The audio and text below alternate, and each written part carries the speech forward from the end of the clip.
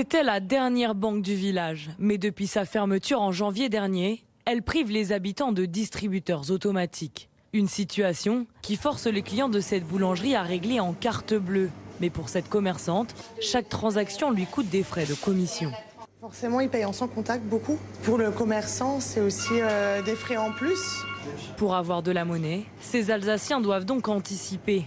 Le distributeur le plus proche se trouve à une dizaine de kilomètres d'Andlau. Moi, ça ne me pose pas trop de problèmes parce que j'ai une voiture.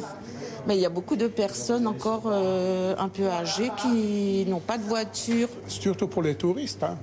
C'est très intéressant. Et comme dans la viticulture, souvent les gens manquent un peu d'argent. Voilà, on rate certaines ventes. C'est des petites ventes, mais on les rate. Des touristes contraints eux aussi d'aller retirer dans les communes voisines. Forcément, cela se traduit par une perte de clientèle pour cette restauratrice. Les clients vont chercher de l'espèce dans le village à côté, à Bar. Et du coup, ils ne reviennent pas ici pour manger. Pour les habitants rencontrés ce jour-là, la situation n'est plus viable. La mairie est donc prête à mettre la main au porte-monnaie et faire installer un nouveau distributeur par une société privée. Un service qui lui coûte tout de même 30 000 €, puis 1 000 € par mois.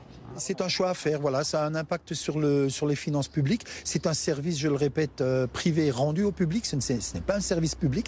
Donc si la collectivité doit s'occuper de ça, il faut le financer et ça se financera par une hausse de l'impôt tout simplement.